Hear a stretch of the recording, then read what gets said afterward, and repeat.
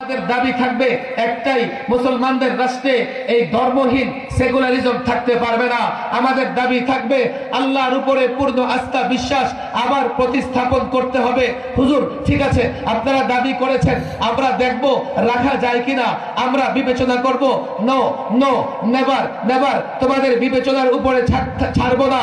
আমিও সংস্কার কমিশনে গিয়ে প্রস্তাব দেব, কিন্তু কিছু জায়গা এমন আছে আমরা এগুলো নিয়ে আপোষ করতে পারি না। আমরা ঈমানের বিষয় নিয়ে আপোষ করতে পারি না। আমরা রাসূলুল্লাহর প্রেম নিয়ে আপোষ করতে পারি না। কেউ যদি ঈমানে আঘাত হানে নিজেকে কুরবানি করতে প্রস্তুত, রক্ত দিতে প্রস্তুত, ঈমানের বিষয় নিয়ে আপোষ করতে পারি না। আল্লাহর নবীকে নিয়ে কেউ যদি কটূক্তি করে জীবন দিতে প্রস্তুত, বরদাস্ত করতে পারি না। আমি তোমাদের বলি, তোমরা সংবিধান সংশোধন করবা, করো, সংস্কার করবা, করো। পার্লামেন্টে 300 আসন আছে, 600 আসন বানিয়ে ফেলো, দ্বিকক্ষ বিশিষ্ট পার্লামেন্ট বানাও, করো। বিচার বিভাগ স্বাধীন করো, নির্বাহী বিভাগ স্বাধীন করো, প্রেসিডেন্ট এবং প্রধানমন্ত্রীর ক্ষমতায় ভারসাম্য নিয়ে আসো। আমরা এগুলো নিয়ে কোনো কথা বলবো না, আমরা এগুলো নিয়ে আমাদের প্রস্তাব রাখবো, কিন্তু আল্লাহর উপর আস্থা বিশ্বাস এটা এমন জায়গা আমরা আর ব্যতিক্রম, আমরা আর ব্যত্যয় দেখতে চাই না, আমরা আর অল্টারনেটিভ দেখতে চাই না। এটা এটা সংবিধানে ফিরিয়ে আনতে হবে, এটা সংবিধানে প্রতিস্থাপন করতে হবে। যদি মনে করো এটা শুধু আপনারা চান, দেশের জনগণ চায় না, কে বলেছে শুধু আমরা চাই? আজ পর্যন্ত সেকুলারিজমের পক্ষে মিছিল হয় নাই, মিটিং হয় নাই।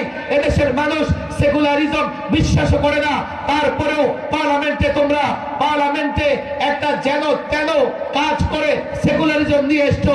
আমি বিশ্বাস করি দল মত নির্বিশেষে 90% মুসলমান সবাই মনে করে আল্লাহর উপর আস্থা বিশ্বাস রাখতেই হবে, থাকতেই হবে। তাহলে 90% মুসলমান যা বিশ্বাস করে তা করতেই হবে, 90% মুসলমান যা চায় তা করতেই হবে। যদি মনে করেন যে না মুসলমান চায় না, আওয়ামী লীগ চায় না, অমুক দল চায় না, আমি জানি না, প্রমাণ চাও কারা চায় না, তোমরা প্রমাণ দাও। তোমরা প্রমাণ দিতে পারবে না। যদি বলো আপনারা প্রমাণ দেন, আল্লাহর কসম করে বলি, রব্বে কাবার কসম করে বলি, প্রমাণ দেওয়ার জন্য যদি প্রয়োজন হয় বাংলাদেশের যে কোনো জায়গায় 2 কোটি মানুষ জমায়েত করে দেখিয়ে দেব।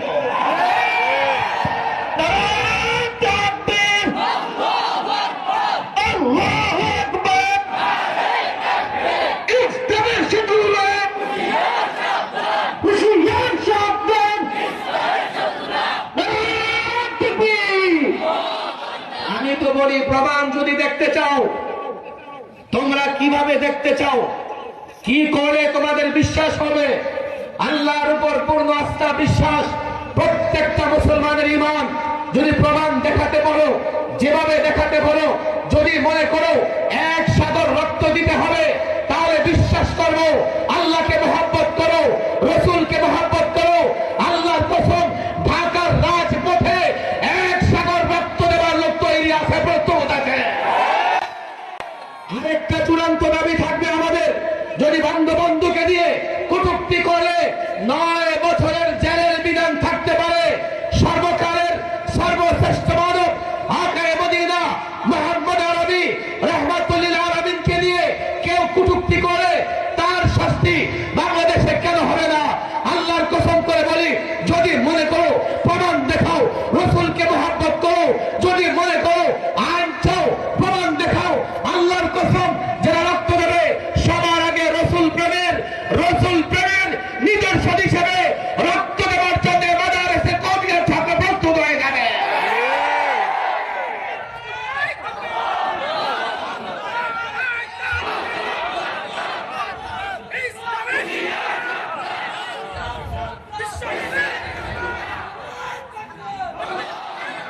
তোমরা যুক্তি চাও? আমি সেই 13 থেকে যুক্তি দিয়ে এসেছি। পৃথিবীর নানা দেশে ব্লাসফেমি আইন নিয়ে আমি যুক্তি দিয়ে এসেছি। পৃথিবীর নানা দেশে ধর্ম অবমাননার আইন আছে। বাংলাদেশেও এক ব্যক্তিকে নিয়ে কটূক্তি করে 9 বছরের জেলের আইন আছে। আরে যে মোহাম্মদ হারামি এত বড় ব্যক্তিত্ব, শখসিয়ত, আল্লাহ যাকে এতটা মর্যাদা দিয়েছেন, যখন তাকে কেউ কটূক্তি করে তার বিচার হবে না, আর তোমাদের নেতা নেত্রীর বিরুদ্ধে কেউ বললে তাকে গ্রেফতার করে বিচারের আওতায় নিয়ে আসবে। 16 বছর তা হয়েছে, বাংলাদেশে আর তা হতে দেওয়া হবে না। আমি এই কথাগুলো এই জন্যই বলছি, লড়াই শুধু আলেমরা একা কেন করবে? ইসলাম যুবকের, ইসলাম দোকানদারের, ইসলাম চাকরিজীবীর, ইসলাম রাজনৈতিক ব্যক্তির, তাহলে ইসলাম প্রতিষ্ঠার লড়াই আলেমরা একা কেন করবে? কেন এই সমস্ত বিষয়ে সমস্ত মুসলমান এক কাতারে এসে ভূমিকা রাখে না?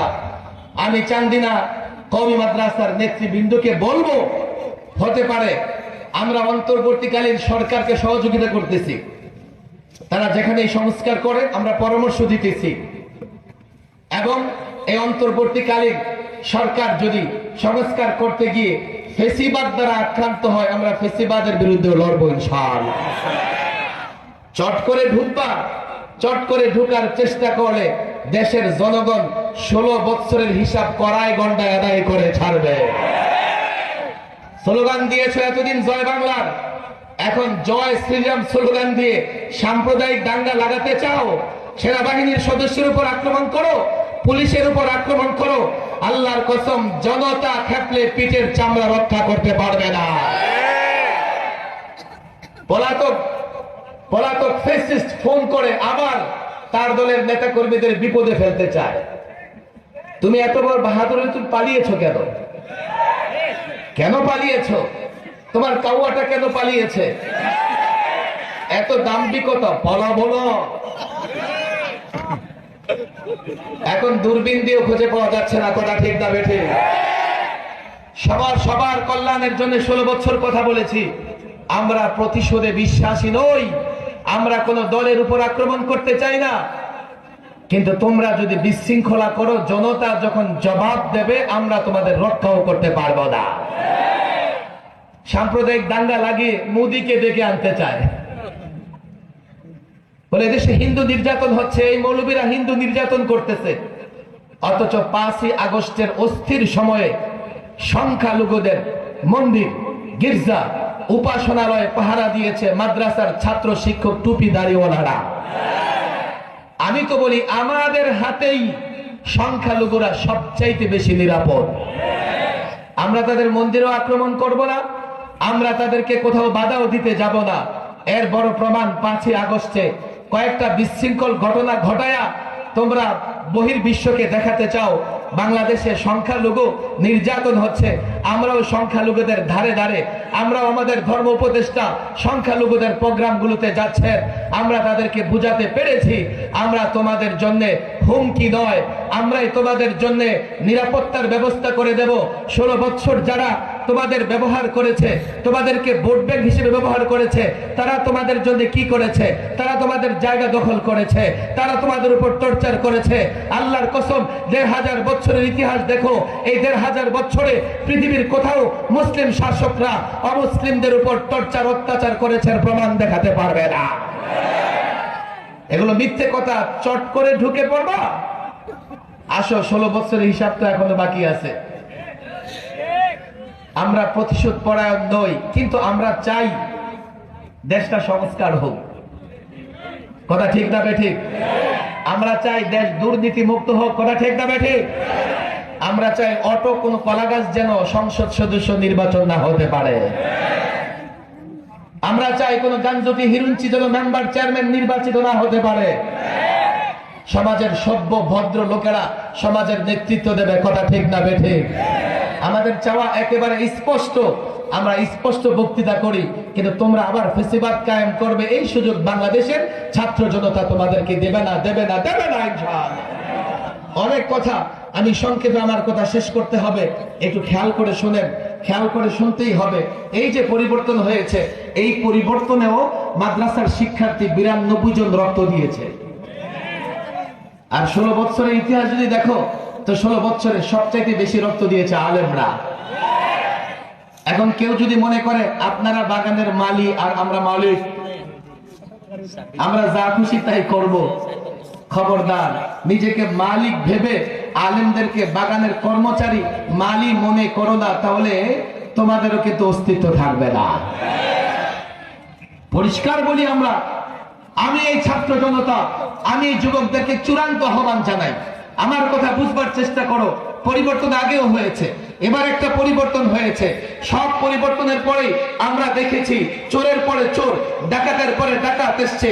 এইবারের পরিবর্তনের পরে জানি না আবার কারা আসবে, কাদের হাতে ক্ষমতা যাবে, কারা এমপি হবে, কারা মন্ত্রী হবে।